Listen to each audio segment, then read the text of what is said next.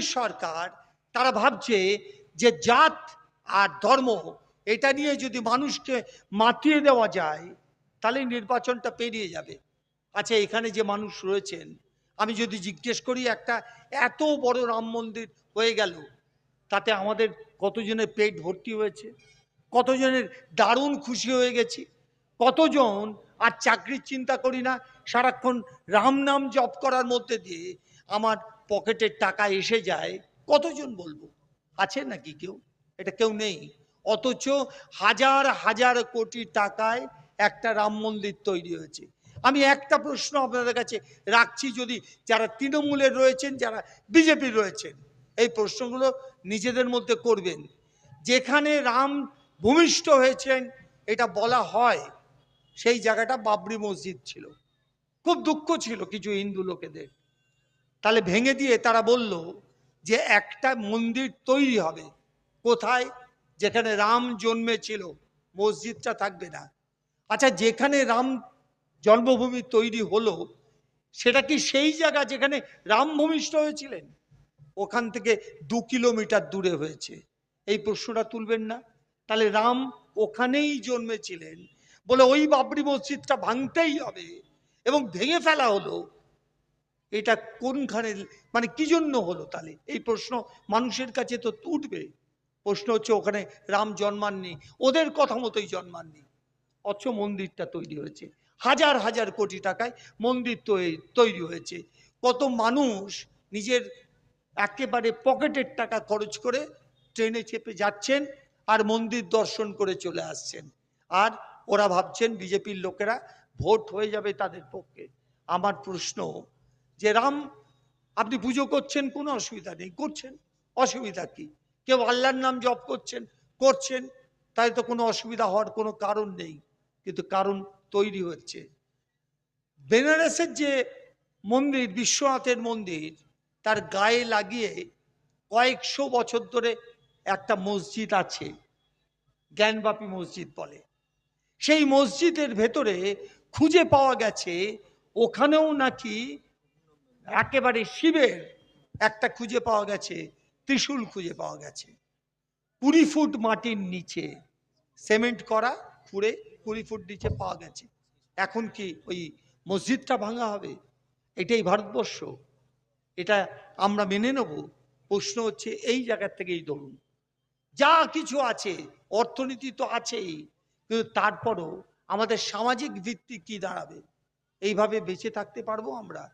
আমরা একটা ধর্মের প্রতিষ্ঠান ভেঙে দিয়ে আরেকটা ধর্মের মানুষ খুব ভালো থাকবে, এই জিনিস হতে পারে? এটা চলতে পারে?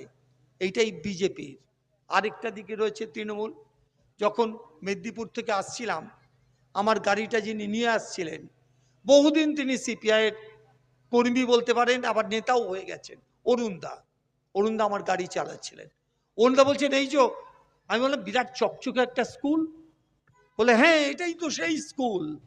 পার্থ চট্টোপাধ্যায় তার বউয়ের নামে ওই স্কুলটা তৈরি করেছেন, ওর পাশ দিয়েই তো এলাম। এই যে একটা স্কুলের মধ্যে আমরা মিটিং করছি, তার 10 গুণ চকচকে একটা স্কুল, ঝাঁ চকচকে, মার্বেলে মুড়ে দেওয়া একটা স্কুল। টাকা পয়সা যা কিছু চুরি করেছেন আপনার আমার, সেই দিয়ে ওই স্কুলটা তৈরি হয়েছে। এটা হচ্ছে তৃণমূল কংগ্রেস। যে কোনো লোককে আপনি খুঁজবেন, সে এই রকম ভাবেই আসলে লুট করেছে। সত্যি সত্যি কমরেড ইব্রাহিম বলছিল, সুশান্ত অনেকগুলো বছর মন্ত্রিত্ব করেছে, আমিও অনেকগুলো বছর ছিলাম মন্ত্রিসভায়, একসাথেই ছিলাম, একই কোয়ার্টারে থাকতাম আমি আর সুশান্ত। আমি বলছি কই, আমাদের তো চুরি করেছে বলে জেলে নিয়ে যেতে পারিনি। অনেক চেষ্টা করেছেন মাননীয়া মমতা বন্দ্যোপাধ্যায়, কিন্তু আমরা আছি, বহাল তবিয়তে আছি, বুক ফুলিয়ে আছি। আর মানুষ, আপনারা দাঁড়িয়ে আমাদের বক্তৃতাটা শুনছেন। চোরেদের বক্তৃতা মানুষ শোনে না, চোরেদের জন্য মানুষ অপেক্ষাও করে না। তৃণমূল সরকার তারা এখন রাজ্যটা চালাচ্ছে। গোটা শিক্ষা প্রতিষ্ঠানের যে মাঠে আমরা বক্তৃতা করছি এখানে, এই শিক্ষার সাথে জড়িত যত নেতা, যত অফিসার, তারা এখন জেলবন্দি হয়ে গেছে। গোটা পৃথিবীতে দেখেছেন কখনো যে শিক্ষার সাথে যুক্ত মানুষরা তারা প্রথম জেলে চলে যায়? যারা পেটের খাবার, মানুষের রেশনের চাল, সেটা চুরি করে জেলে যায়, এমন দেখেছেন কখনো? এটা এই তৃণমূলের পক্ষেই সম্ভব। আর ওইখানে দাঁড়িয়ে বালু নামক মানুষটি, যিনি রেশন দপ্তরের দায়িত্বে ছিলেন, জ্যোতিপ্রিয় মল্লিক, তার কথা তো আগে এক সময় শুনেছিলেন যে কখনো যদি দেখেন যে বামপন্থী আপনার পাশে দাঁড়িয়েছে, তাহলে সাপকে যেরকম পিটিয়ে মারে সেইভাবে পিটিয়ে মারবেন। এখন মানুষ পিটিয়ে মারছে, জেলবন্দি হয়ে আছেন বালু, আমরা কিন্তু ছাড়াই রয়েছি। এটাই তো চেহারা, এইটাই তৃণমূলের চেহারা। আরো কতজন যাবেন দেখতে থাকুন, লাইন করে যাবেন। সন্দেশখালি আমি গিয়েছিলাম, সেখানে খুব কষ্ট হয়। সন্দেশখালি এই মেয়েদের ওপর অত্যাচার, সেসব কথা আমি যাচ্ছি না, কিন্তু সন্দেশখালীর আসল চেহারাটা কোথায় দাঁড়িয়ে আছে? কারোর কোনো জমি নেই, কেউ বুক কুচিয়ে মাথা উঁচিয়ে বলতে পারে না আমার জমি ওইখানটা ছিল, কারণ সমস্ত ভেড়ি হয়ে গেছে। সবটাই যদি পুকুর হয়, তাহলে আপনার জমিটা কোথায় ছিল কি করে বুঝবেন?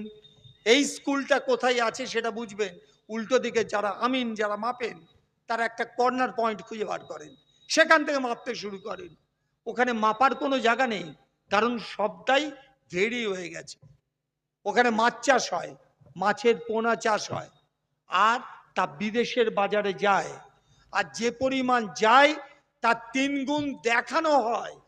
এবার একটু নিশ্চয়ই অবাক হয়েছেন যে আমি 5 টাকার মাল বেচলাম, আমি কাগজে 15 টাকা লিখবো কেন? কিন্তু ওরা লেখেন 15 টাকা এই কারণে, তৃণমূলের যে 10 টাকা রয়েছে 5 টাকার ওপরে, ওই 10 টাকার তো চুরির টাকা, সেই টাকাটাকে সাদা করার জন্য তারা 5 টাকার মাল বেচেন 15 টাকায় কাগজে কলমে। আসলে 5 টাকার মাল 5 টাকায় বেচেন অথবা 2 টাকায় বেচেন। সমস্ত মাছের পোনা বিক্রি হচ্ছে, সব মাঠ ভেড়ি হয়ে গেছে, ছেলেদের খেলার কোনো জায়গা নেই। স্কুলের প্রতিষ্ঠান যেগুলো প্রাইমারি স্কুল ভেঙে তছনছ, কারণ ওই স্কুলে যাওয়ার কোনো রাস্তা নেই, সবটাই ভেড়ি। এমনকি শেষ পর্যন্ত যে রিভলভারগুলো পাওয়া গেল, সেই বাড়িটার দিকে নজর করুন, দেখবেন চারিদিকে টিভিতে যেটা দেখানো হয়েছিল, চারিদিকে জল, কোনো যাওয়ার রাস্তা বলতে সরু কোনো রকম একটা লোক পেরোতে পারে। সেই রকম বাড়ি থেকে 9টা রিভলভার পাওয়া গেল, তাও মাটির নিচ থেকে। এই সবটাই ভর্তি। সন্দেশখালিতে বাড়ি বাড়ি রিভলভার আছে, বাড়ি বাড়ি সমস্ত দস্যুরা রয়েছে, সেটা বাংলাদেশ মিলিয়ে বলছি আমি। ওখানে কে বাংলাদেশের আছেন আর কে ভারতের আছেন খুঁজে পাবেন না।